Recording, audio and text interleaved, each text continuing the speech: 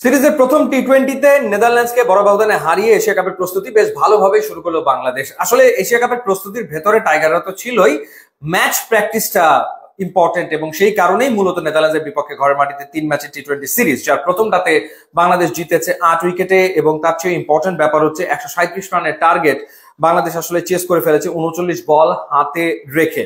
আমরা যদি বোলিং দিয়ে শুরু করি, তাসকিন আহমেদ দুর্দান্ত বল করেছেন, 4টা উইকেট তিনি নিয়েছেন, তার ক্যারিয়ারের তৃতীয় সেরা বোলিং স্পেল, যেখানে 4 ওভার বল করে 28 রানে 4 উইকেট তিনি নিয়েছেন। এর আগেও নেদারল্যান্ডসের বিপক্ষে একটা ম্যাচে তিনি 4 উইকেট নিয়েছিলেন।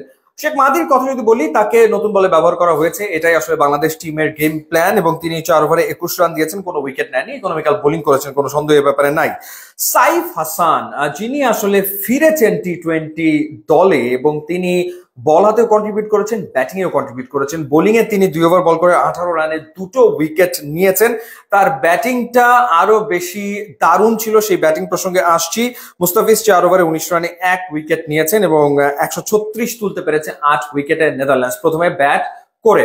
সো বাংলাদেশের বোলাররা ডেফিনেটলি তারা ডিসিপ্লিন বোলিং করেছে, কোনো সন্দেহের ব্যাপারে নাই। অ্যাকর্ডিং টু দ্য প্ল্যান তারা বল করেছে এবং ক্যাপ্টেন 6 জন বোলারকে ব্যবহার করেছেন, যেটা আমরা দেখছি গত দুটো সিরিজেও দেখেছি, পাকিস্তানের বিপক্ষে, শ্রীলঙ্কার বিপক্ষে, রাইট। সো সেই জায়গাটাতে পরিবর্তন বলতে শামীম হোসেন পাটোয়ারির জায়গাতে আমরা সাইফ হাসানকে দেখলাম এবং 6th বোলার হিসেবে তাকে মূলত ব্যবহার করা হয়েছে। আর বোলিং এর ক্ষেত্রে রিশাদ হোসেন 2 ওভার বল করেছেন, 16 রান দিয়েছেন, কোনো উইকেট তিনি আসলে নিতে পারেননি। সো রিশাদের কাছ থেকে হয়তো আর একটু বেটার পারফরমেন্স এক্সপেক্টেড ছিল, বাট ওভারঅল বাংলাদেশের বোলাররা ভালো বল করেছে। ব্যাটিং এর কথা যদি বলি, পারভেজ হোসেন ইমন তো শুরুই করেছিলেন বেধড়ক মেরে, প্রথম 3 বলে 2টা 4 1টা 6, কিন্তু আনফরচুনেটলি তিনি ইনিংসটা বড় করতে পারেনি, 9 বলে 15 রান করে তিনি আউট হয়েছেন। তানজিদ হাসান তামিম কিছুটা অ্যাঙ্কর রোল প্লে করছিলেন, একটু ধরে খেলছিলেন, 24 বলে 29 রান তিনি করেছেন। লিটন কুমার দাস ফ্যান্টাস্টিক একটা নক খেলেছেন, তিনি তার ক্যারিয়ারের 13তম টি-20 50 পেয়েছেন। বাংলাদেশের পক্ষে টি-20তে সর্বোচ্চ 13টা 50 রয়েছে সাকিব আল হাসান এবং লিটন কুমার দাসের।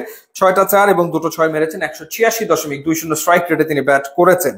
সো লিটন কুমার দাস ফর্মে থাকাটা এশিয়া কাপের আগে বাংলাদেশের জন্য ডেফিনেটলি জরুরি এবং এর পরে সাইফ হাসানকে ব্যাটিং এ পাঠানো হয়, যেটা একটা সিগনিফিকেন্ট ডেফিনেটলি মুভ ছিল বাংলাদেশের টিম ম্যানেজমেন্টের। অর্থাৎ তাওহিদ হৃদয়ের আগে সাইফ হাসানকে ব্যাটিং এ পাঠানো হয় এবং 19 বলে 36 রানের একটা ইনিংস খেলেছেন সাইফ হাসান।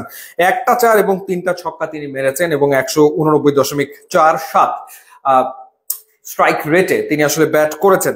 সো বাংলাদেশ বলা যায় ফ্রম দ্য ভেরি বিগিনিং, একেবারে প্রথম ওভার থেকে ম্যাচ শেষ করেছে প্রতি ওভারে 10 রান করে তুলে, অর্থাৎ সবসময় দেখা গেছে যে বাংলাদেশের রান রেট 10-এই থেকেছে।